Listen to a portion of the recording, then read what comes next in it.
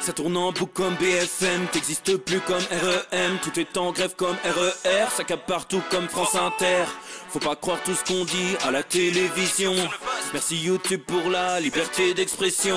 C'est pas la vérité absolue, c'est de l'info et de l'actu. Si t'as un doute sur le contenu, check les sources ou le nombre de vues. C'est pas la vérité absolue, c'est de l'info et de l'actu. Si t'as un doute sur le contenu, check les sources ou le nombre de vues. Calme-toi Dimitri, la force tranquille, ça tape dans le mille. De midi à minuit, dégomme les mensonges comme des quilles. Depuis qu'il y a des séances publiques, je veux plus au cirque mais à l'hémicycle. Scandale politique et médiatique, pour rien rater il faut que tu cliques.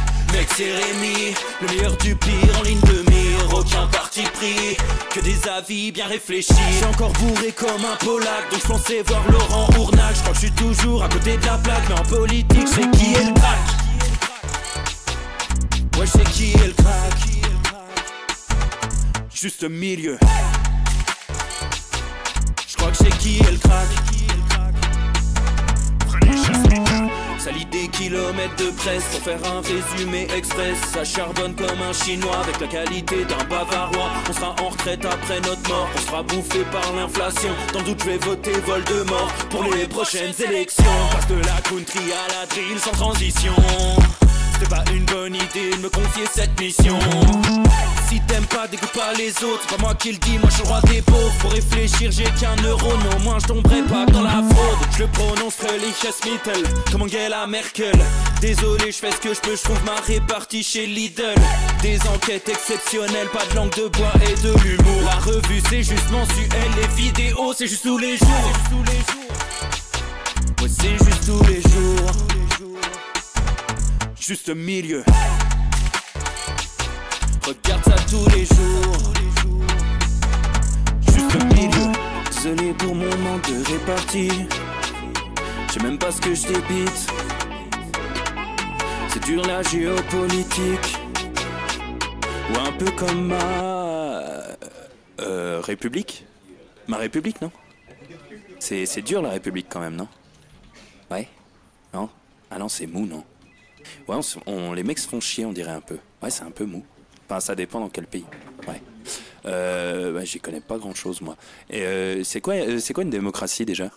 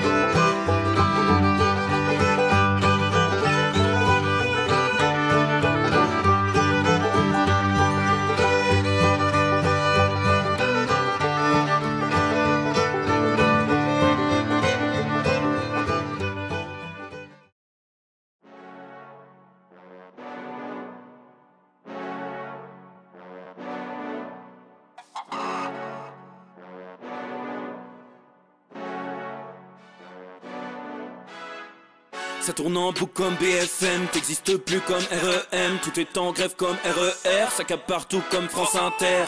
Faut pas croire tout ce qu'on dit à la télévision. Merci YouTube pour la liberté d'expression. C'est pas la vérité absolue, c'est de l'info et de l'actu. Si t'as un doute sur le contenu, check les sources ou le nombre de vues. C'est pas la vérité absolue, c'est de l'info et de l'actu. Si t'as un doute sur le contenu, check les sources ou le nombre de vues. Calme-toi Dimitri, la force tranquille, ça tape dans le mille. De midi à minuit, dégomme les mensonges comme des quilles. Depuis qu'il y a des séances publiques, je veux plus au cirque mais à l'hémicycle. Scandale politique et médiatique, pour rien rater il faut que tu cliques.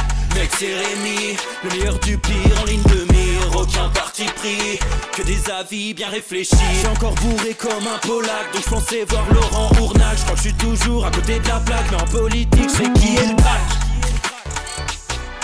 Ouais j'sais qui est le crack. Juste milieu. J'crois que j'sais qui est le crack. Ça lit des kilomètres de presse pour faire un résumé express. Ça charbonne comme un chinois avec la qualité d'un bavarois. On sera en retraite après notre mort, on sera bouffé par l'inflation. Dans le doute je vais voter Voldemort pour les prochaines élections. Passe de la country à la drill sans transition. C'était pas une bonne idée de me confier cette mission. Si t'aimes pas, dégoûte pas les autres. C'est pas moi qui le dis, moi je suis le roi des pauvres. Pour réfléchir, j'ai qu'un euro, mais au moins je tomberai pas dans la fraude. Je le prononce Fröhliches Mittel, comme Angela Merkel. Désolé, je fais ce que je peux, je trouve ma répartie chez Lidl. Des enquêtes exceptionnelles, pas de langue de bois et de l'humour. La revue c'est juste mensuel, les vidéos c'est juste tous les jours. Ouais, c'est juste tous les jours. Juste milieu. Regarde ça tous les jours. Juste milieu. Désolé pour mon manque de répartie. Je sais même pas ce que je débite. C'est dur la géopolitique. Ou un peu comme ma République. Ma République, non? C'est dur la République quand même, non? Ouais? Non? Ah non, c'est mou, non? Ouais, les mecs se font chier, on dirait un peu. Ouais, c'est un peu mou. Enfin, ça dépend dans quel pays. Ouais. Bah, j'y connais pas grand chose, moi. Et c'est quoi une démocratie déjà?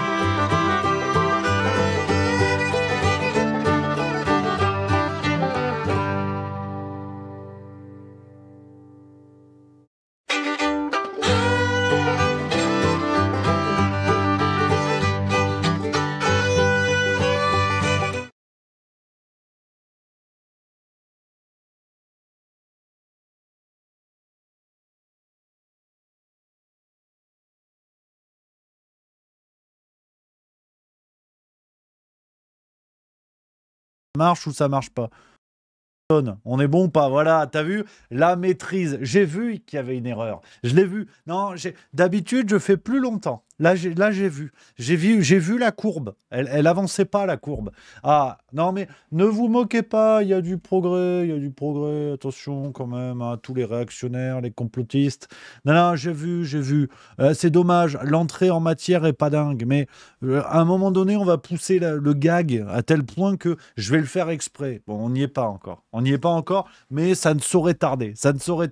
Donc, je disais, bonjour à tous, les amis. J'espère que vous allez bien, que vous êtes en pleine forme, les amis, les copains. Voilà, on se retrouve nouveau Juste Bistrot en ce joli jeudi 18 avril 2024. On est pas mal, on est bien, on est à l'aise, on est dans la détente, on est dans le bonheur. Ça fait plaisir. Je prends les petits messages et d'entrée, il y a un petit message qui me plaît beaucoup dans le chat. C'est Nanou, Lilou, Gertrude qui dit « Salut Rémi, info, j'ai vu Back to Black en Écosse vendredi dernier. » C'est marrant, j'y étais aussi en Écosse vendredi dernier. Ça, c'est quand même dingue. T'étais dans quel coin? Moi, j'étais à Édimbourg. Et même si pas plus fan que ça d'Amy Winehouse, le film est génial. J'y retourne ce soir avec ma fille. Ah bah là, tu me mets l'eau à la bouche, faut que j'y aille. J'ai hâte d'être mercredi. On va se régaler, vraiment. Donc, voilà les amis, ça fait plaisir. J'espère que vous, ça va, que vous êtes plein gaz, plein badin, les copains, que la farce tranquille vous a plu, l'épisode d'hier. Sachez que pour donner suite, ah bah voilà, Nanou, Lilou, Gertrude qui dit Glasgow, j'y vis. Bah moi, j'étais à Édimbourg. Si j'ai bien compris, c'est quoi? C'est 2 heures de train, quelque chose comme ça? Ou 3 heures de train, je sais plus. C'est pas si loin, si j'ai bien compris. Voilà, bah on n'était pas loin, finalement. Les âmes étaient connectées. Ça, c'est beau. Pour faire suite, hein, les copains, à ce que je vous disais hier, vous savez, concernant ces histoires de désabonnement YouTube, eh ben, ça n'a pas loupé, hein. Ça n'a pas loupé parce que j'ai fait un petit mot, donc ceux qui ont vu hein, la farce tranquille hier, au début de l'épisode, j'ai dit ce que je vous ai dit, que c'est qu'il y a des gens qui se plaignaient d'avoir été désabonnés contre leur volonté, hein, sans leur consentement. Et là, c'est grave quand même. À l'époque, où on publie des livres qui s'appellent Le consentement, c'est quand même très important. Et hier, on a fait plus 550 abonnés. Donc je crois que vous n'étiez pas les seuls. Voilà, donc honnêtement, ça m'inquiète cette histoire parce que je ne pensais pas que c'était dans ces mesures-là. Mais bon, écoutez, le plus important, c'est que les gens hein, qui ont été des abonnés contre leur gré le soient à nouveau. Je pense que ça me paraît pas trop mal.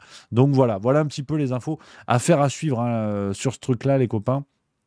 Parce que ça m'interpelle. Alors c'est vrai, et Marcel The Rock le dit, hein, tu as anticipé ça avec la boîte noire. Bah, c'est vrai que la boîte noire, c'est l'idée. Hein. C'est-à-dire que le jour où ça va partir en cacahuète complet, effectivement, on va se replier sur la boîte noire. C'est vraiment l'idée. C'est que le jour où YouTube part en bib, que la chaîne est fermée ou je sais pas quoi, on passera sur la boîte noire et on passera par exemple à 1 euro ou 2 euros par mois pour tout le monde. Et ce sera plus simple. Ce sera plus simple. Et là, on sera vraiment en roue libre. On pourra tout mettre là-dessus. On va voir. Franchement, on va voir. C'est peut-être pas impossible qu'on migre petit à petit, qu'on trouve cette idée-là. À voir. À voir. En tout cas, la boîte noire fonctionne. Elle est testée. J'espère que ça vous plaît. Hein, pour ceux qui sont abonnés à la boîte noire, les amis, n'hésitez pas hein, à dire voilà ce que vous en pensez. Et c'est pas impossible qu'effectivement, petit à petit, à l'image, hein, comme dit mon Babcom 5 que j'embrasse, à l'image d'un Greg Toussaint qui a fait ça à un moment donné. Je sais pas ce que ça donne de son côté. Hein, quelle est l'audience, la part d'audience qu'il a suivi et tout. Ce serait intéressant à savoir. Mais je crois que oui, effectivement, il y a des choses à trouver de ce côté-là. Princesse Parfaite 2610 qui dit j'aime la boîte noire. Ça fait plaisir. Tu portes très bien ton pseudonyme. Parfaite. Voilà, je crois on peut le dire. Voilà les amis. Et c'est vrai, mon Gaëtan Seguin 38 qui a suivi, hein, qui dit tu as recueilli 374 000 par rapport à 373. Effectivement, la chaîne YouTube a augmenté, donc c'est plutôt une très très bonne nouvelle. Ça fait plaisir. Mon Karim CHU de Pierre qui dit abonné depuis le début, excellent la boîte noire. Merci beaucoup, merci camarade, ça fait plaisir. Voilà, on se régale, les amis. Donc, on va commencer. Alors, je vous l'ai dit, épisode un petit peu particulier. Épisode particulier. Aujourd'hui, c'est pas que j'ai été fainéant, mais c'est que j'ai vu des trucs. Je me suis dit, tiens, voilà du boudin. non. Tiens, on va parler d'Emmanuel Macron. Donc tiens, voilà du dictateur. Voilà, pas voilà du boudin, ça n'a absolument rien à voir. Et cette histoire d'interview supprimée. Je vais vous en parler. Là, moi, j'ai 5 minutes, parce que j'ai téléchargé la vidéo. Il est malin, le Rémi. J'ai téléchargé la vidéo, je me suis dit, tiens, il s'agirait de la mettre au chaud, celle-là. Effectivement, ça a été supprimé apparemment du compte de l'Élysée. Donc, voilà, on va se regarder ça. Et puis, on va se regarder une vidéo d'une chaîne YouTube que j'aime beaucoup. Hein. Emmanuel Macron est-il un agent double? Une enquête assez extraordinaire qui avait été menée par la chaîne Off Investigation. Je fais la pub, je la referai tout à l'heure. N'hésitez pas à aller vous abonner, bien évidemment. Et on va parler de ça, émission un peu spéciale Macron, hein, faire le tour du personnage sur des dossiers que vous connaissez ou pas. J'espère des choses que vous allez apprendre. Donc ça me fait plaisir. Voilà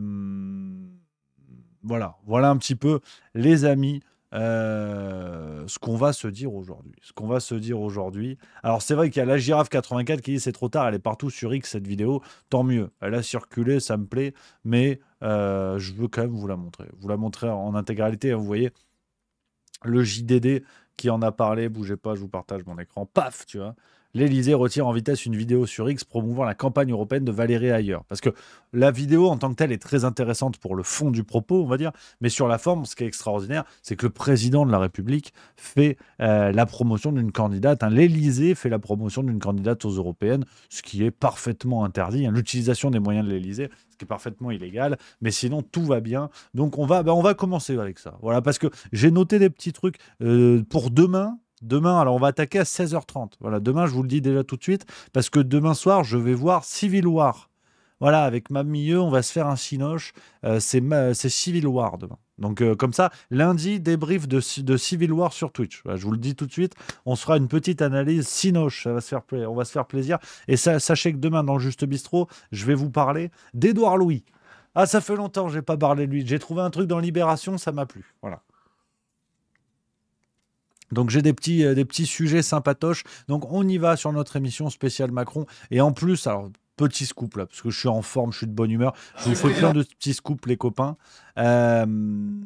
J'ai fini aujourd'hui le script.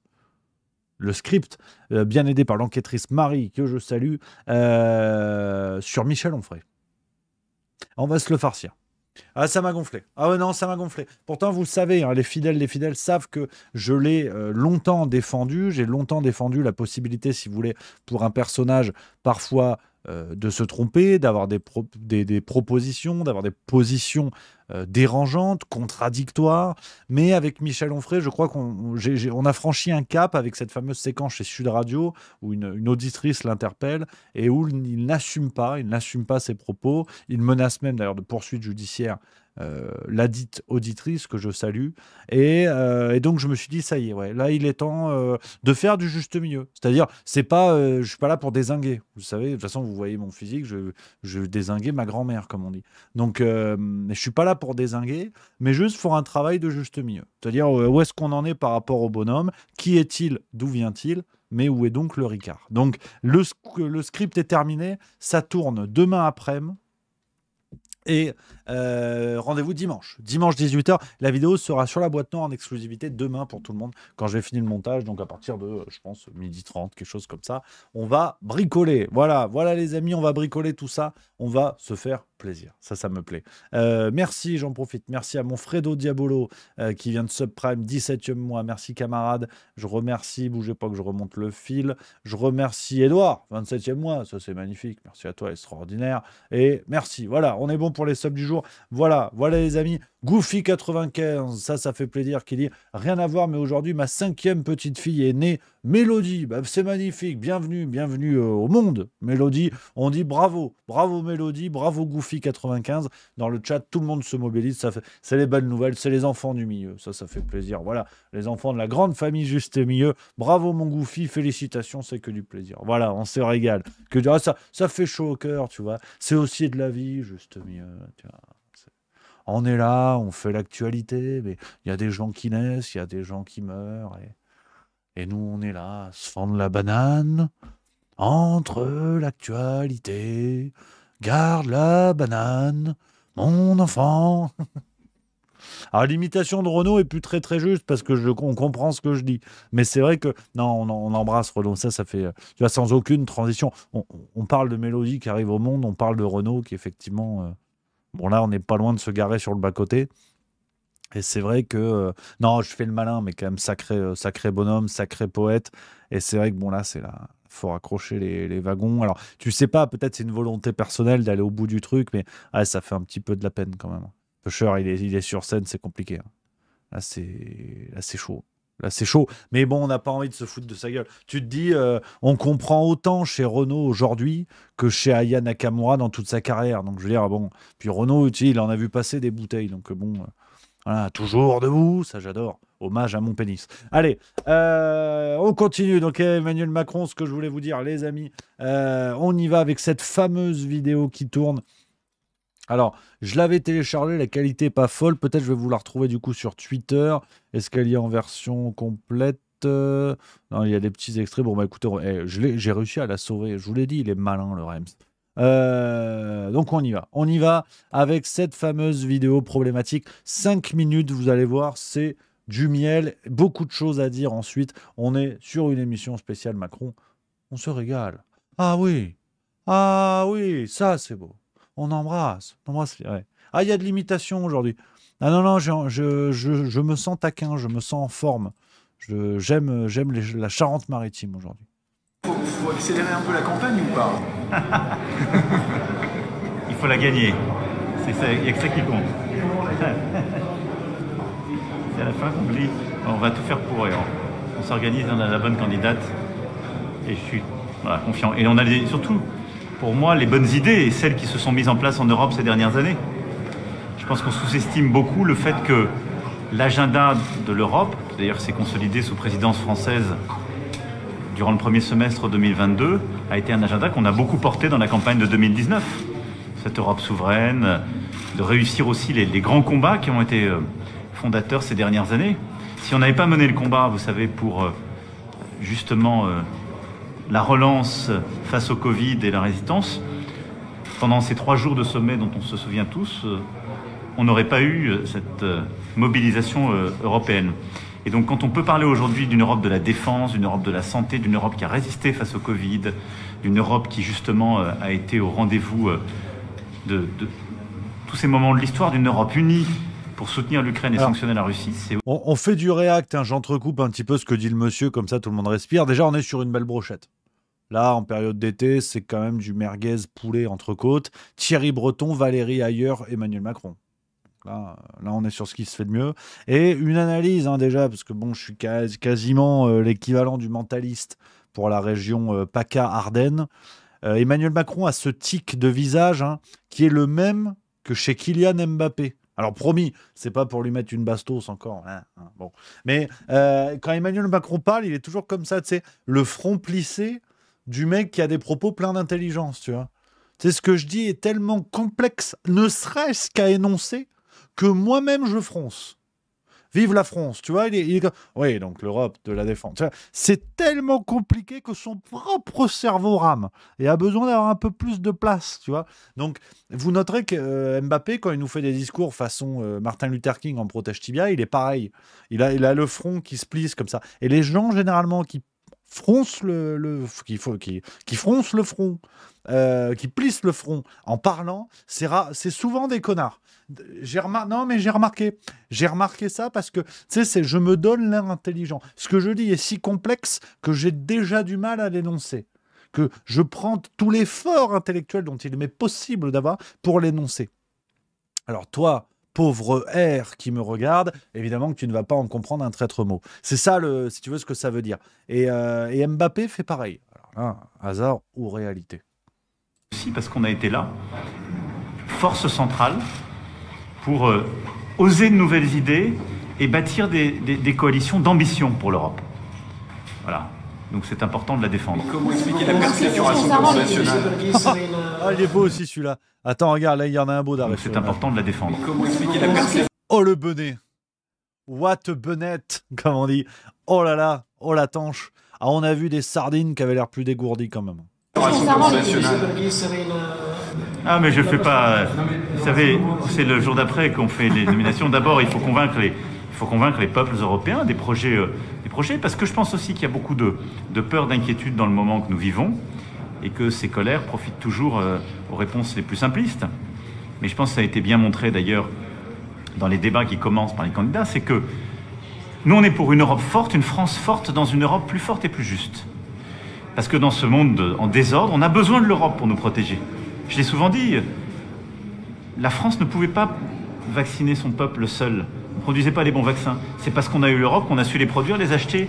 Voilà, alors on fait un petit peu de React, on est obligé parce que là c'est vrai qu'on est au niveau d'un sketch de Michel Bougenat et Emmanuel Macron qui nous dit l'Europe ne pouvait pas se défendre au moment du Covid parce qu'elle ne produisait pas les bons vaccins. À cette nuance près que l'entreprise Valneva, on en a déjà parlé plusieurs fois sur Juste Milieu, cette entreprise Valneva, entreprise française du côté de Nantes, développait un vaccin qui était d'ailleurs le type de vaccin qui a été développé dans un autre pays, sauf erreur, c'était la Russie, qui n'était pas un ARN messager, mais qui était la même technologie qu'utilisée dans le vaccin russe et dans un autre pays également.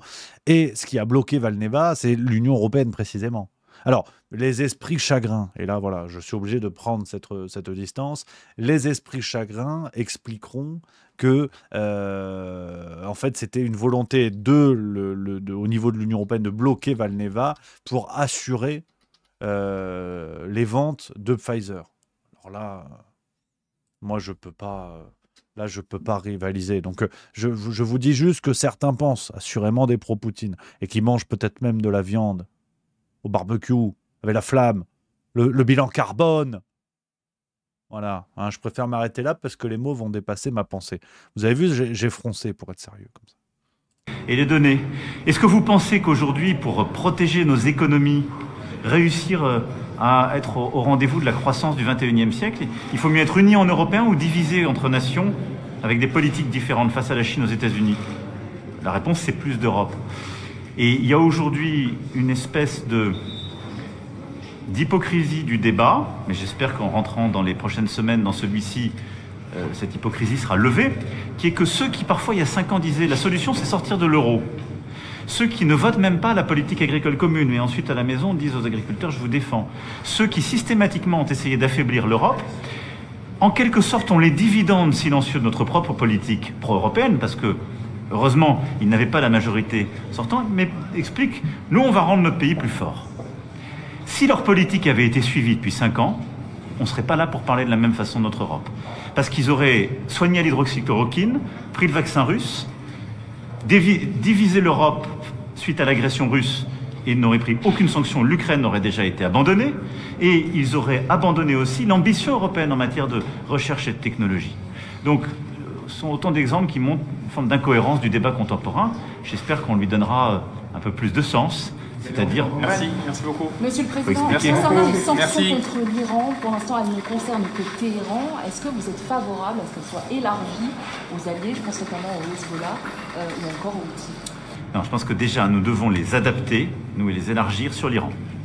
Et pouvoir, au-delà de ce qui est aujourd'hui prévu, je le défendrai ce soir, lors de ce conseil. C'est ce que j'ai plaidé en G7 dimanche après-midi. Nous sommes favorables à ce qu'il y ait des sanctions qui puissent viser aussi l'ensemble de ceux qui aident à faire des missiles, des drones qui ont été utilisés lors de l'attaque de samedi à dimanche dernier et qui sont aussi utilisés sur le théâtre ukrainien, je le rappelle. Et donc notre devoir, c'est d'élargir ces sanctions, mais qu'elles soient focalisées sur le régime de Téhéran. Expectez-vous Mark Rutte est le nouvel secrétaire général de l'OTAN? Qu'est-ce que vous pensez? On parlera de chaque campagne en temps voulu. Celle-ci est d'une nature un peu différente, mais Mark Rutte est pas simplement un allié politique, un dirigeant ami, c'est un véritable ami et je pense une bonne chose pour l'OTAN.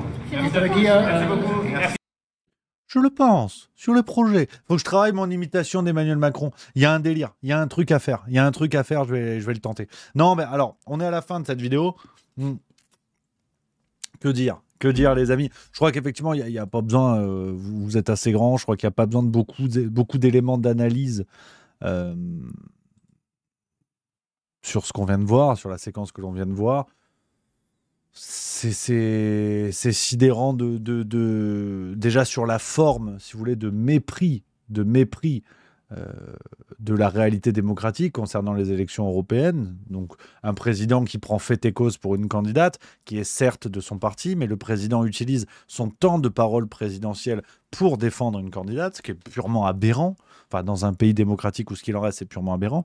Et le fond du discours, et ce que je trouve intéressant, c'est pour ça que je voulais vous montrer cette séquence concernant le fond du discours, c'est que c'est un interview qui semble un peu plus volé, entre guillemets, c'est-à-dire moins préparé, moins formel que les grandes prises de parole d'Emmanuel Macron. Et en fait, on voit qu'il n'y a pas un boulon qui tient, quoi. Il n'y a pas un boulon qui tient. Emmanuel Macron est une maison Mikit que l'on fait passer pour l'Empire State Building. C'est catastrophique. C'est catastrophique. C'est un empilement de propos creux, de certitudes complètement évasives, pour ne pas dire évasées. C'est à s'y méprendre, quoi. C'est à s'y méprendre. Et donc, tout ça pour une élection pour laquelle les dés sont pipés. Je vous montrais la séquence hier de Valérie Ayer, toujours elle, qui nous parle de coalition. PS, LR, LREM à l'Assemblée européenne. Donc on sait très bien que ces gens-là qui se disputent le bout de gras aujourd'hui, de toute façon, voteront dans les grandes largeurs pour les mêmes choses à une échelle européenne où de toute façon, ce vote européen ne conditionne pas grand-chose, finalement. En vérité, ne conditionne pas grand-chose. Donc, je vous renvoie vers l'interview qu'on avait fait sur Juste Milieu, que j'avais trouvé assez chouette. Je ne sais pas ce que vous en aviez pensé, avec Clara Heger et Raoul Maniberton, que j'embrasse. Voilà, qui nous explique que de toute façon, cet échelon de prise de décision européenne, pardon, ou l'échelon qui est européen, voilà, vous accordez avec ce que vous voulez, c'est pas mon sujet. Je ne suis pas Bernard Pivot. I'm not Bernard Pivot. Donc, tout ça pour dire que à cette échelle de décision européenne, enfin bref, cet échelon de décision européen, on va y arriver, ne sert pas à grand-chose, en fait. Il sert juste à donner toujours plus de place aux lobbies, parce que pour le coup, au Parlement européen, les lobbies ont plus de bureaux que les parlementaires eux-mêmes. Hein. Ça en dit déjà très long. Et puis des parlementaires européens qui, bon gré mal gré, vont aller tâter un salaire assez respectable, assez confortable, pour pas grand-chose, hein, en le sachant très bien, le peuple le sait très bien, et ça passe. Donc ces élections européennes sont intéressantes parce que, mine de rien, elles sont l'occasion d'un camouflet, une fois de plus. Elles sont l'occasion d'un camouflet parce qu'il y a des partis souverainistes, il y a des partis que d'aucuns qualifieraient d'originaux. On pense au parti pirate, par exemple. Mais il y a le parti du côté de Nathalie Arthaud. Il y a même Jean Lassalle, pour ceux qui lui passent la trahison. Bref, il y a de quoi faire. Cette élection, elle est utile parce que les gens, à mon avis, vous connaissez ma ligne par rapport à ça, doivent se mobiliser pour justement tenter d'offrir un camouflet qui ne changera rien. Mais la symbolique, dans un monde où tout est symbole, garde tout son sens. T'as vu, je suis à 2 doigts d'écrire un livre sur mon fion, moi aussi. Je suis pas Bruno Le Maire niveau littérature, mais on n'est pas loin quand même. Je suis étonné que vous ne souligniez pas, avec 2 i, l'effort. Je trouve ça un petit peu dommage. Mais voilà un petit peu les copains. Sans transition, avant d'aller vers la grande vidéo, on balaye un petit peu quelques sujets à droite à gauche que je voulais évoquer avec vous. Alors, je vais peut-être en surprendre plus d'un, mais mon but n'est pas là. Mon but est d'être dans le juste milieu. Vous connaissez la baraque. Coup de gueule et soutien. Coup de gueule et soutien à la France insoumise. Ouais, vous avez entendu cette histoire de cette conférence annulée à l'université de Lille qui devait être réalisée dans un autre endroit et qui finalement va toujours être interdite. Hein, on apprend il y a 1 heure, France Info, la préfecture du Nord interdit la nouvelle conférence de Jean-Luc Mélenchon et Rima Hassan sur la Palestine à Lille. Je trouve ça tout à fait scandaleux, hein, qu'on soit bien d'accord. Autant je peux en mettre plein le museau aux personnalités médiatiques que sont Boyard et compagnie, mais à la limite le débat n'est pas là, ça n'a rien à voir. Là on est sur la liberté d'un parti politique de défendre ses idées, qu'elles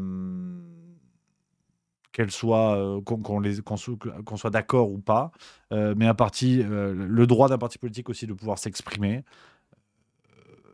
Et encore plus avec une histoire, je veux dire, qui est complètement fallacieuse, cette histoire de logo, un logo qui serait sur l'affiche de la conférence, où on voit la carte de la Palestine sans Israël, je sais pas quoi. Donc on a Xavier Bertrand qui a expliqué que c'était peut-être la négation de l'État d'Israël. C'est n'importe quoi, c'est ridicule. Combien de partis politiques, d'associations, de marques ont le logo de la France sans la Corse ? Qui vient nous expliquer qu'on nie la réalité de la Corse? C'est absurde, c'est ridicule. Donc, soutien à la France insoumise, soutien regretté, on va dire. Vous allez comprendre pourquoi je vous dis ça. Et c'est pas pour à chaque fois jouer sur les mots et empiéter sur ce que je vous dis, c'est juste pour rester dans le juste milieu, être rigoureux par rapport à ce que je vous dis d'habitude concernant la France insoumise. C'est que le problème de la France insoumise, c'est que dans ce cas-là, je trouve qu'il y a une censure, une atteinte claire à la liberté d'expression et une atteinte claire à la démocratie, que tous les partis puissent s'exprimer. Le problème, et c'est leur fameuse stratégie, vous savez, qui a été l'opinion, on parlait ce matin, il y avait un article là-dessus, stratégie du moteur à explosion de la France insoumise, c'est-à-dire de parler des sujets de manière explosive pour montrer qu'ils s'emparent de ces sujets, faire avancer leur machine et continuer à avancer sans revenir sur ces sujets. Et le problème, c'est que parfois, ça leur revient dans le museau. Et quand la France insoumise elle-même, en tout cas quand les têtes médiatiques de la France insoumise se mobilisent pour interdire la parole des uns ou des autres, ce qu'ils ont déjà fait et ce qu'ils continueront à faire, à n'en pas douter. Le problème, c'est que ça installe un équilibrage dans la balance qui fait que beaucoup de personnes, et je vois dans le chat certains qui le disent, qui disent bah, en même temps, c'est bien fait pour eux, ils l'ont déjà fait concernant d'autres personnes. Et c'est ça le problème. C'est que je trouve que cette situation est doublement regrettable. C'est pour ça que c'est un soutien que je qualifie de regretté et regrettable, parce que je n'aimerais que seulement j'aimerais seulement avoir à soutenir la France Insoumise. Je n'aimerais pas avoir à vous dire ce que je vous dis là. C'est-à-dire, en même temps, ils l'ont fait déjà contre d'autres personnalités. Et le problème, c'est que ce que vit la France Insoumise est, d'une certaine manière, une censure, un blocage politique auquel ils contribuent lorsqu'il s'agit de leurs opposants. Et c'est regrettable, parce que l'état dans lequel le pays est sur ces questions-là l'est aussi en partie, qu'on soit bien d'accord, ce ne sont pas eux qui sont au gouvernement et tout, on est bien d'accord, en partie à cause de la France Insoumise et de ce genre de comportement. Donc c'est l'arroseur arrosé. Mais voilà, je tenais quand même à vous le dire, qu'on soit tout à fait au clair là-dessus, qu'on soit dans le juste milieu. Je prends vos messages dans le chat, les amis, sur ce sujet. N'hésitez pas à me dire ce que vous en pensez. On a Adrien au Soleil qui dit: est-ce une conférence ou un meeting politique? Dans le deuxième cas, quelle place dans une université? C'est clairement un meeting politique, effectivement. Après, c'est à l'université de Lille, donc ça doit être la Cato de Lille, j'imagine, peut-être. Ou non, c'est encore peut-être autre chose, je ne sais pas. Effectivement, c'est une bonne question. Quelle place dans une université? On le sait, Louis Boyard fait le tour des universités. À la limite, les universités qui sont du public. Mais en fait, c'est le même débat. C'est le même débat. Le problème, c'est que alors, je ne connais pas les tenants et les aboutissants, qu'on soit bien d'accord, concernant quelles universités ont accueilli la France Insoumise jusqu'à présent. Est-ce que toutes les universités ont accueilli tous les opposants politiques? Mais ce qui m'embête, c'est que dans des universités qui, pour certaines, penchent à gauche, quand on voit à peu près, si vous voulez, l'orientation des syndicats étudiants, on devine à peu près où se situent les universités. Ce qui m'embête, c'est que moi, que des partis politiques fassent des meetings, des conférences, des meetings politiques déguisés en conférences, ça ne me dérange pas. Ce sont des universités publiques qui doivent justement être des lieux de débat, de désaccord, de construction des idées. Mais le problème, c'est que ces universités, pour certaines, cadenassées par des syndicats étudiants, cadenassées par des militants politiques qui, dans la majeure partie, dites-moi dans le chat si vous n'êtes pas d'accord, je ne pense pas être complètement dans l'erreur en vous disant ça, dans la majorité des cas, sont à gauche, voire à l'extrême gauche. Le problème, c'est qu'une conférence de Bardella à l'université de Lille aurait été interdite par les étudiants eux-mêmes. Et ça m'enquiquine. Ça m'enquiquine vraiment. Et je trouve ça, là encore, si vous voulez, ça installe une mauvaise foi dans le débat qui fait que la France Insoumise se drape dans des postures victimaires, alors que dans des situations similaires, elle est plutôt dans les habits du censeur. Et le problème, c'est que ça ne tient pas. Ça ne me tient pas, et forcément, qu'on vous tombe dessus et qu'on ne vous prend pas au sérieux. C'est tout le problème. Donc il est délicat. J'ai envie d'avoir un soutien plein et entier pour la France Insoumise, mais il y a effectivement une logique d'arroseur arrosé qui est regrettable et qui en dit long sur la situation du pays. Adrien au Soleil qui nous dit: dans ce cas-là, perso, ça me chiffonne, les meetings politiques n'ont rien à faire dans une fac, c'est déjà suffisamment politisé de façon univoque au détriment de la réflexion. Je suis complètement d'accord, mais dans ce cas-là, renversons la question. Alors, promis, je veux pas profiter de ce soutien pour renverser le truc et en mettre dans le museau de la France Insoumise, mais le problème, c'est que la France Insoumise sait que les universités publiques, en l'occurrence, surtout publiques, sont des territoires parfaits pour elle. La France Insoumise le sait très bien. Ces universités-là sont déjà gangrénées, on dirait de manière négative, mais en tout cas fécondées par les idées de gauche et d'extrême gauche. Donc la France Insoumise sait très bien qu'elle peut aller là-dedans avec toutes les réserves que ça peut entraîner. C'est ce que tu dis, cher Adrien au Soleil. Si demain le Rassemblement national dit nous aussi on va aller dans les universités, la France Insoumise sera la première à sauter sur le truc en disant c'est un scandale. Donc c'est là en fait où on voit toute la mauvaise foi. De la situation politique dans laquelle on est, évidemment. Edo 366 qui dit: lisez Livre Noir, tout y est. Alors oui, ça aussi, tiens, pour contrebalancer un petit peu le truc. Alors c'est pas un coup de gueule, mais de toute façon, je vous l'avais déjà dit, vous savez ce que je pense de Livre Noir. Bien évidemment que je trouve ça chouette sur la forme qu'il y ait dans nos kiosques toutes les idées. Donc ça, je trouve ça très très bien. La récente enquête de Livre Noir, je vais vous le montrer, comme ça, moi je fais la pub pour tout le monde, pas de problème. Ouais, je suis un humaniste. Tu vois, ils ont infiltré. C'était quoi, attends, l'histoire? Attends, je vais vous montrer. Tac, tac, tac, tac, tac. Attends, pourquoi j'ai pas la une? Attends. Tac. Voilà, tac, c'est celle-là, la une. Elle est là, infiltrée. Au cœur de l'extrême gauche. Voilà, ils ont infiltré l'extrême gauche, hein. Donc, tu vois, là, c'est sérieux, hein. Infiltré au cœur de l'extrême gauche. Donc, on nous explique, hein, voilà, c'est en kiosque depuis le 10 avril, si vous voulez.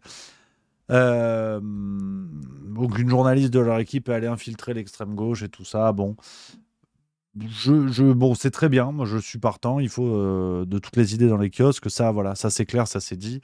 Par contre, en termes, on va dire, comment dire?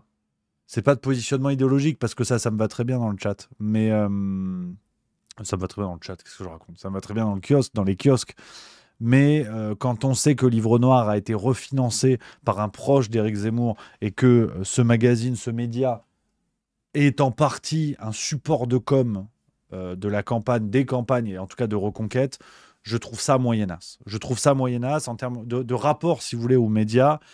Quand on se bat contre Bolloré, quand on se bat contre les médias sous subvention publique, donc sous perfusion publique, et qu'on se retrouve avec des supposés médias indépendants, supposés médias alternatifs qui sont en fait des supports de com à des partis politiques, je trouve ça un petit peu moyennasse. Voilà, ça c'est plus sur une question de fond qui me regarde, qui est tout à fait personnelle comme positionnement, mais qui ne présume en rien de la qualité du travail qui est fait. Qu'on soit bien d'accord.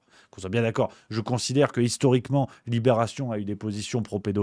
Autant je suis très content de lire les articles de Johan Chapoutot dans Libération tous les jeudis.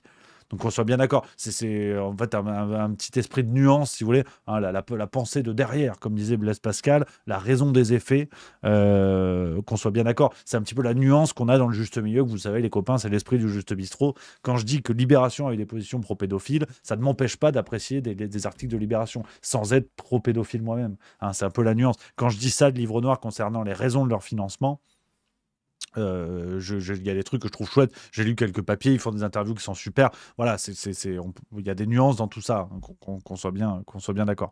Et Anarchy08, c'est marrant, je prends vos messages, n'hésitez pas dans le chat, hein, qui dit je sens que tu l'as encore en travers de la gorge, le coup de Blast. Non, mais Blast, moi, j'avais trouvé ça très bien. On en reparle, hein, Blast qui avait épinglé effectivement les liens que j'avais fut un temps avec une entreprise, un groupe en Suisse et tout. Moi, c'était un incubateur d'entreprise. J'ai créé mon média juste milieu là-bas. C'est carré, tu vois. C'est vraiment carré. Je sais absolument ce que je fais. Et qu'on soit bien d'accord, j'aurais pas ces positions-là si moi-même ma ligne était biaisée et qu'elle servait les intérêts d'une entreprise, d'un parti politique ou d'une association. Donc voilà, quand je suis épinglé sur des liens avec Vincent Larmann, le bonhomme, on le connaît. Vous regardez sur Internet. Je sais très bien ce qu'il en est aujourd'hui. Moi, si tu veux, bien sûr que ces liens sont là, sont avérés, sont clairs. Sur le lancement du Juste Milieu, c'était acté. Maintenant, si on arrive à me démontrer que la ligne de Juste Milieu est pilotée par quiconque d'autre, bah, je me dis, putain, il faut que cette personne devienne rédactrice en chef.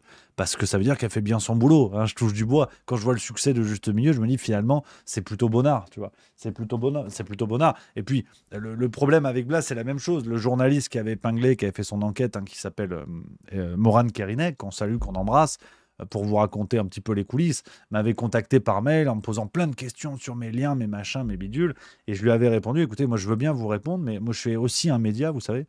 Et j'aimerais, dans ce cas-là, vous me donnez aussi des réponses concernant les liens entre Blast et Hervé Vinci-Guerra.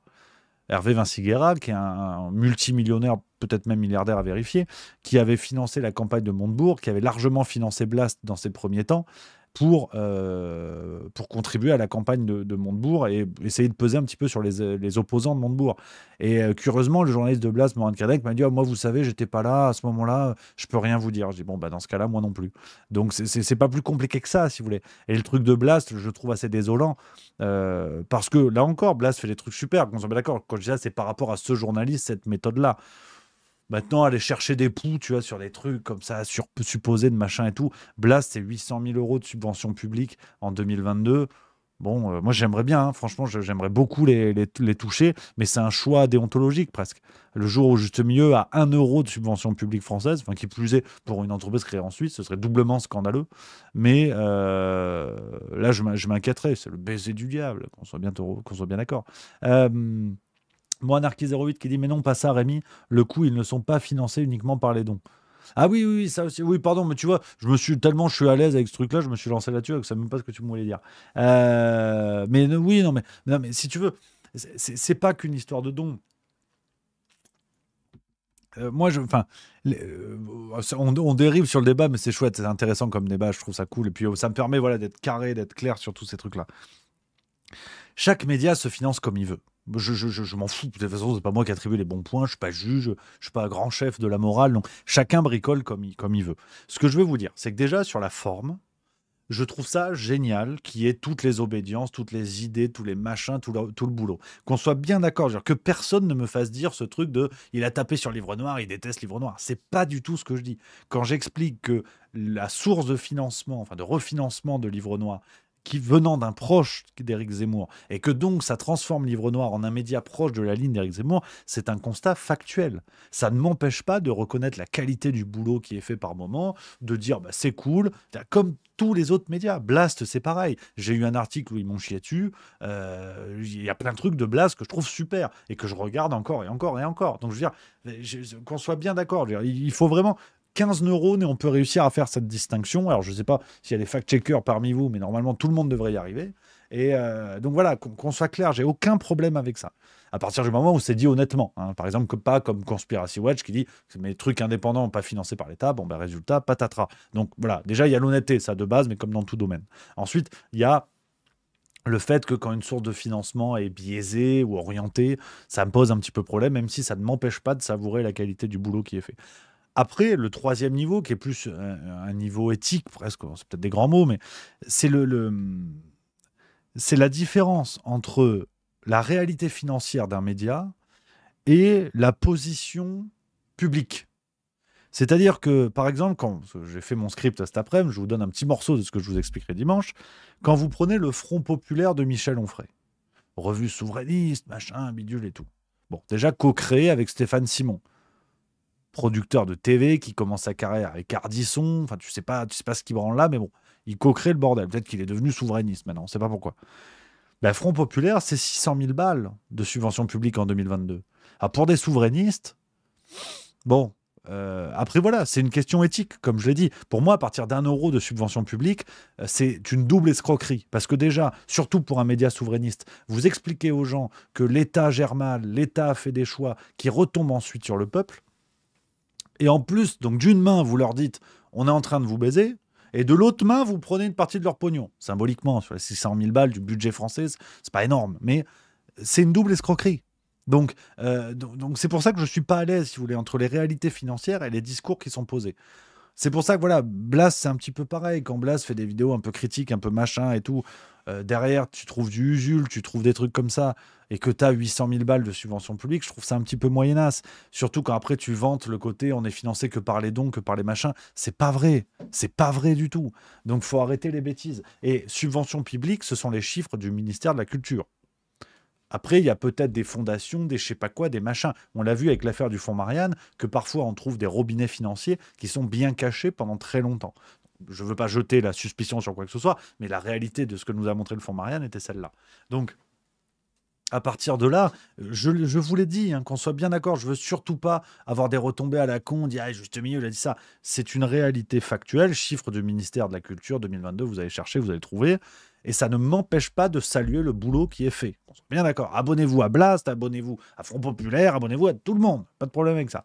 Mais c'est juste la différence entre ces réalités-là. C'est juste ça qui m'enquiquine. Après, voilà, c'est le jeu. Je fais mon grand raisonnement, mais c'est que mon problème à moi. Hein, je veux dire, c'est vrai qu'on s'en fout globalement, ce que je pense. Mais bon, je vous le dis.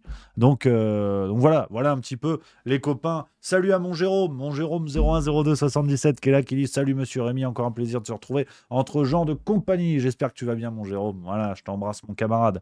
Voilà, salut à Stealth5 qui vient d'arriver aussi, fidèle parmi les fidèles. Donc voilà les amis, 17h28, on est dans les clous, on est pas mal.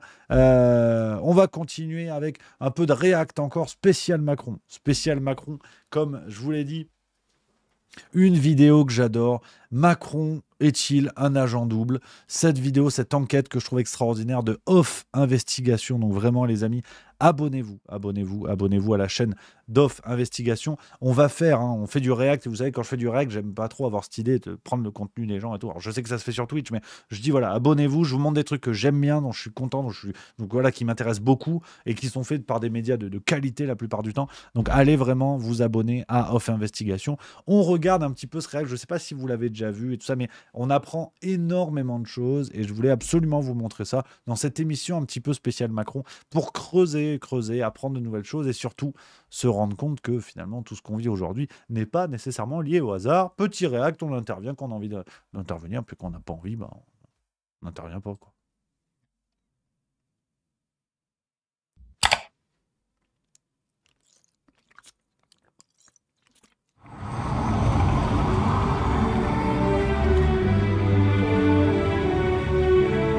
L'histoire que l'on va vous raconter est celle d'un grand quotidien traditionnellement attaché à son indépendance mais déficitaire, d'une guerre d'actionnaires désireux d'en prendre le contrôle, d'un président de la République cherchant à peser sur les médias dans l'espoir d'être réélu, et d'un banquier d'affaires au rôle pas très clair.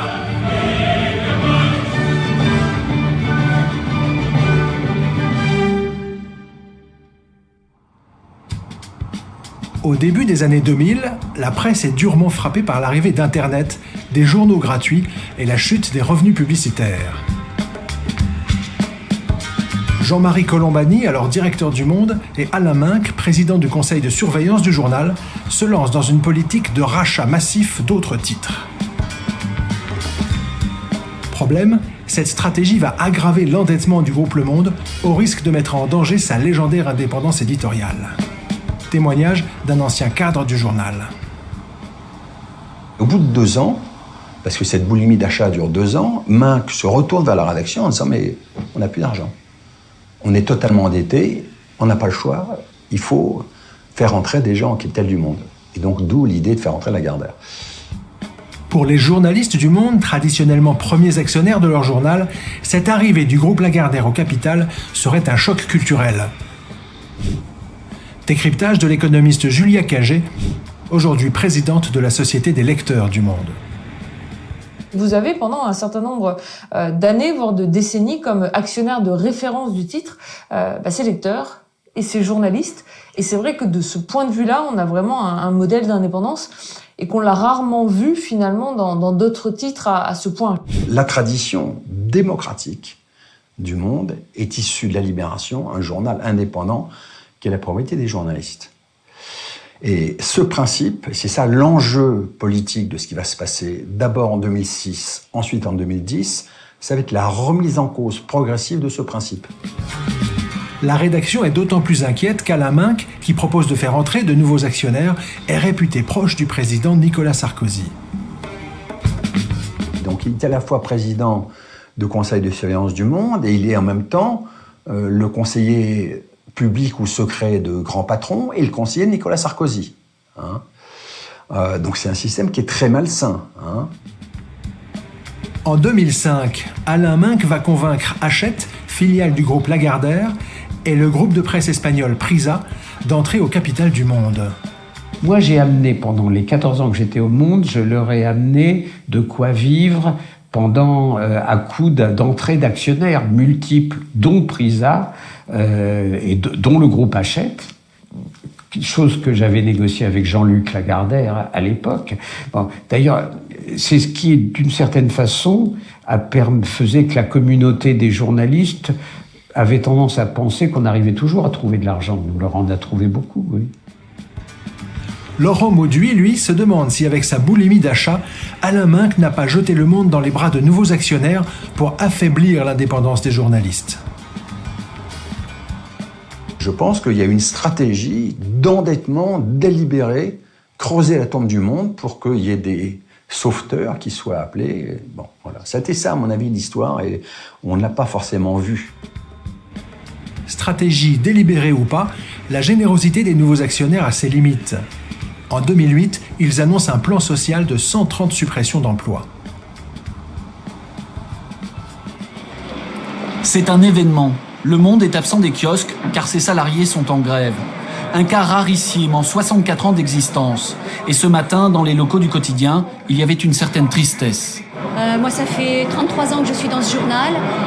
C'est la deuxième fois qu'on vote une grève. La première, c'était en 76. Les salariés refusent le plan de redressement présenté par la nouvelle direction.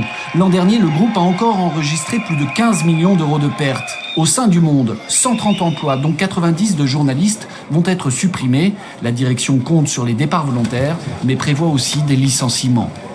Parce que le paradoxe aujourd'hui, c'est que le journal Le Monde va bien d'un point de vue éditorial, il gagne des lecteurs et son audience augmente, mais en termes de recettes publicitaires, qui est à la fois le nerf de la guerre et le maillon faible, pas seulement du Monde, il est obligé de reconsidérer ses moyens en face de ses dépenses. En 2009, la crise s'aggrave encore.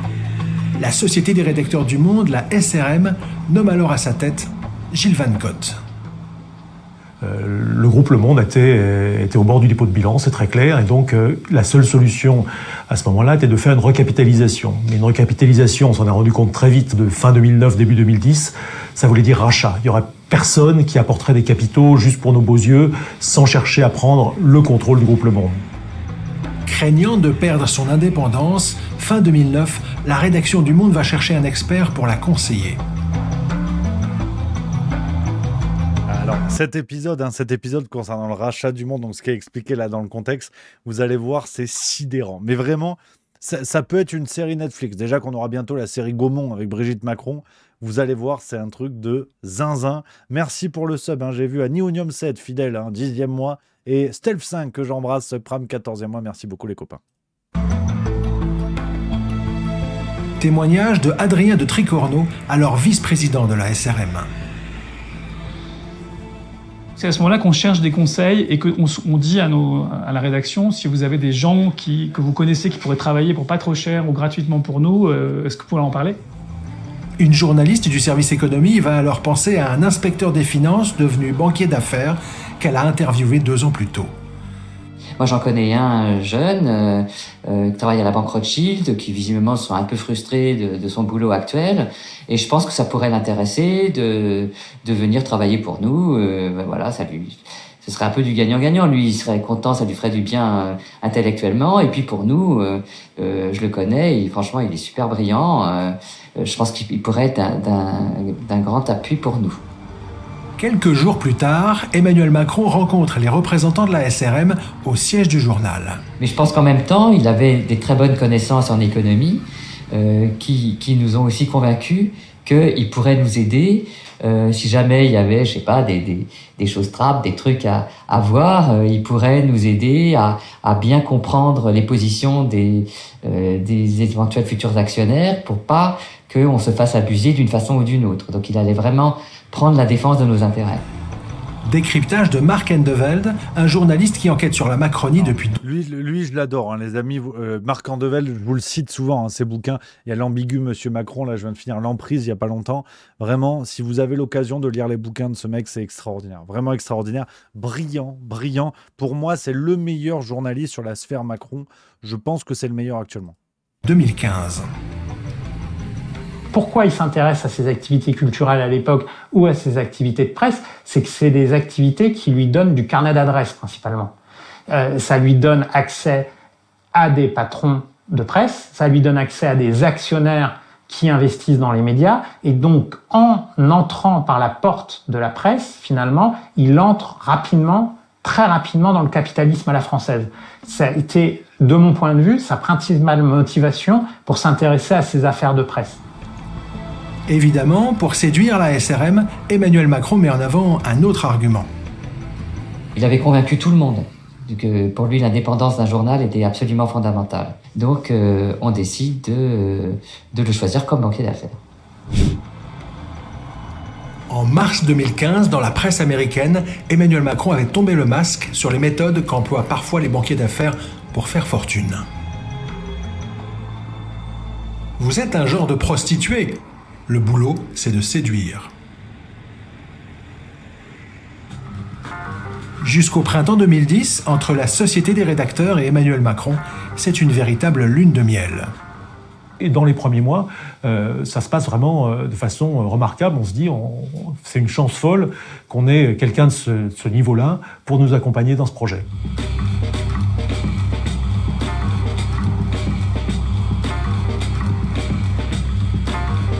Entre mai et juin 2010, 2 groupes d'actionnaires vont entrer en guerre pour le contrôle du monde. Le premier est composé de Pierre Berger, homme d'affaires et ancien proche de François Mitterrand, et Mathieu Pigasse de la Banque Lazare, alors soutien de Dominique Strauss-Kahn. Ils seront bientôt rejoints par Xavier Niel, fondateur de Free, qui a fait fortune dans le Minitel Rose. Ce trio est estampillé à gauche. La deuxième offre va se constituer autour de l'homme d'affaires Claude Perdriel, cofondateur du Nouvel Obs, et de Juan Luis Cebrián à la tête du groupe Prisa, déjà actionnaire du Monde. Particularité de ce groupe de presse espagnol, il est conseillé par Alain Minc, pas vraiment de quoi rassurer les journalistes. Il faut savoir qu'à l'époque, il n'y a qu'une peur au sein du groupe Le Monde, c'est le retour d'Alain Minc. Alain Minc était l'ancien président du conseil de surveillance du groupe Le Monde, à l'époque où il faisait tandem avec Jean-Marie Colombani. On l'avait poussé vers la sortie quelques années plus tôt, et on savait qu'il avait qu'une envie, c'était de revenir. Pour y parvenir, Alain Minc va tenter de convaincre Emmanuel Macron, qu'il avait aidé à entrer à la Banque Rothschild en 2008, que l'offre Perdriel-Prisa est la meilleure. Et depuis le cœur de Paris, un responsable politique clé, un homme qui a alors infiniment plus d'influence qu'Emmanuel Macron ou Alain Minc, va peser dans le même sens. Le président de la République, Nicolas Sarkozy en personne.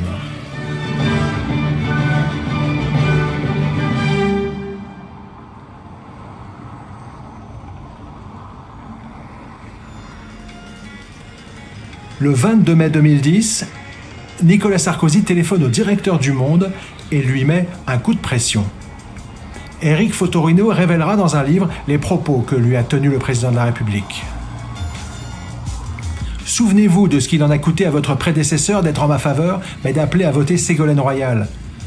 À titre amical, je vous le dis, quand on a en face de soi des groupes de la qualité de Lagardère, de Prisa, et Juan Luis Cebrián est un homme que j'aime beaucoup, on n'a pas la folie de se jeter dans les bras de ce trio BNP, en particulier de ce Niels.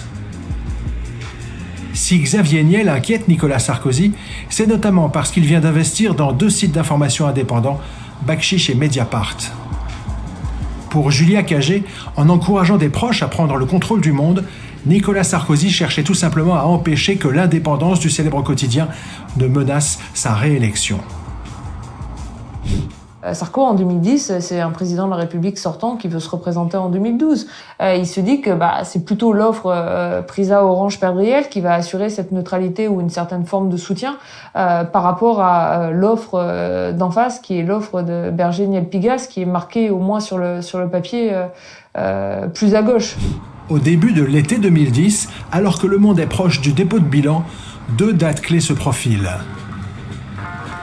Le 11 juin, date limite pour que les actionnaires déposent leur offre, et le 25 juin, date où la Société des rédacteurs doit choisir son repreneur préféré. Problème, à l'approche de la première échéance, l'offre Perdriel-Prisa, qui a les faveurs de Nicolas Sarkozy et d'Alain Minc, n'est pas prête. Il faut un délai. Emmanuel Macron va alors intervenir auprès de la Société des rédacteurs. Mai-juin 2010, on a une première proposition d'Emmanuel Macron de retarder la date du choix entre les 2 candidats. Donc il demande un report de 2 semaines. Nous n'y voyons pas malice, Gilles Van Cott et moi, et on se dit que peut-être c'est effectivement meilleur pour finaliser la négociation des conditions entre les deux, d'avoir 2 offres qui tiennent debout. Donc on envoie la lettre qui nous a aidé à faire, ou qui nous a préparé. Envoyée par mail le 8 juin, cette demande de report va néanmoins intriguer le trio BNP. En examinant les métadonnées de la pièce jointe du tunnel, il découvre un indice laissant penser qu'Emmanuel Macron, censé être neutre, aurait utilisé un modèle de document fourni par Alain Minc. Roulerait-il secrètement pour les actionnaires préférés de Nicolas Sarkozy ? Donc, petite parenthèse hein, pour revenir quand même à 2 points très importants. Donc, il y a tout ce qui est très très bien expliqué dans ce documentaire. On voit 2 choses. Déjà, les personnes séduites par Emmanuel Macron sont des personnes relativement âgées. Et ça, Marc Andevel l'explique et plusieurs articles de presse font des échos là-dessus. Emmanuel Macron est un séducteur, une pute, comme disait Alain Minc, hein, expliquer que banquier d'affaires est un métier de pute. Et souvent devant les personnes plus âgées, vraiment même âgées.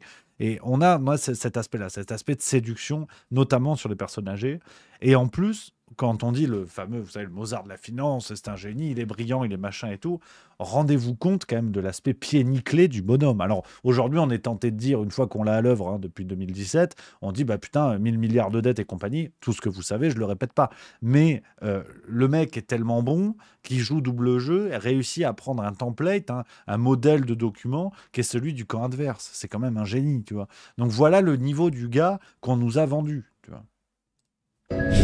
Jugeant manifestement Van Cott et Tricorneau un peu naïfs, Mathieu Pigasse alerte alors Pierre Berger et Xavier Niel. Entre nous, il faudra qu'un jour la SRM comprenne la proximité qui existe entre Minc et son conseil qui plaide pour le report du calendrier. Et Mathieu Pigasse n'est pas le seul à soupçonner Emmanuel Macron de rouler secrètement pour Alain Minc. Xavier Niel, à l'époque, m'a confirmé que lui-même avait découvert le fait parce que, assez souvent, la Société des rédacteurs du Monde lui envoyait des documents qui étaient faits par Emmanuel Macron, par leurs conseillers. Et ils avaient à plusieurs reprises cliqué sur les documents Word et ils avaient découvert que le propriétaire du logiciel du document Word, c'était propriété d'Alain Minc. Et donc les documents écrits par Emmanuel Macron pour le compte de la Société des rédacteurs du Monde étaient écrits dans les bureaux du camp adverse. Voilà, donc l'histoire est tout de même très stupéfiante. Et il faut effectivement saluer, je vois déjà une très bonne vanne de Dr Excel dans le chat hein, qui dit le cheb mamie de la finance, ça me fait rire. Et effectivement, le côté pied nickelé d'Emmanuel Macron, mais en face des journalistes du Monde qui se font quand même avoir comme des bleus également. C'est assez sidérant. Et pour la petite parenthèse, après on continue. On finira cet épisode-là et on continuera demain la deuxième partie, les amis. On a quand même... cette idée. On va s'arrêter maintenant. On est à 15 minutes, comme ça fait la moitié. On finira demain. On a quand même cette idée qui est assez incroyable, c'est que on parle de deal, on parle d'affaires, on parle de choses qui concernent les plus grandes entreprises, les plus grands médias, le plus haut niveau de l'État. Et ce que je trouve sidérant en conclusion de cette première partie, on va dire, c'est finalement l'amateurisme qui résulte de tout ça. C'est que vraiment, on est alors chez Montaigne, hein, même sur le plus haut des trônes, vous ne serez jamais assis que sur votre cul. On n'est jamais assis que sur notre cul. En fait, on grandit ces gens, l'apparat, la tenue, le pouvoir, l'argent, les femmes, la drogue, tout ce que vous voulez. Mais en fait, règne là-haut par moments un amateurisme sidérant. Et quand même, les mecs qui gèrent la Société des rédacteurs du Monde, c'est pas des peintres théoriquement, se font avoir par le premier bleu venu qui n'est pas foutu de faire des documents en sa propriété, en son nom, et pas se faire avoir, pas faire griller son double jeu. C'est sidérant. Et là, on parle du haut niveau du monde. On est chez un mec qui est banquier d'affaires chez Rothschild. C'est hallucinant. Hallucinant. Donc non, vraiment, je trouve ça assez bluffant, cet amateurisme qui règne, qu'on observe de plus en plus, jusqu'à un ministre de l'économie qui écrit des livres et qui parle d'anus. Je veux dire, je crois qu'on est à peu près là-dedans. Donc voilà un petit peu, les amis, voilà les copains, ce qu'on pouvait se dire pour aujourd'hui. Les amis, alors, ce qu'on va faire, c'est que je vais vous donner rendez-vous demain. Je vais vous donner rendez-vous demain, 16h30. Voilà, je vous l'ai dit, demain c'est 16h30 parce que je vais au Cinéoche. Après, je vais voir Civil War. On fera un débrief lundi. Voilà, donc c'est promis les amis. Voilà ce qu'on pouvait se dire pour aujourd'hui les copains. Merci à vous d'avoir été là dans ce Juste Bistrot. Les amis, merci beaucoup. Rendez-vous demain, 16h30, même endroit. On va se régaler. On finira ça et je vous parlerai plein d'autres choses. Il y a Edouard Lowe et tout, il y a un beau menu. Voilà, je vous embrasse les copains. Vive la rigolade et vive la France.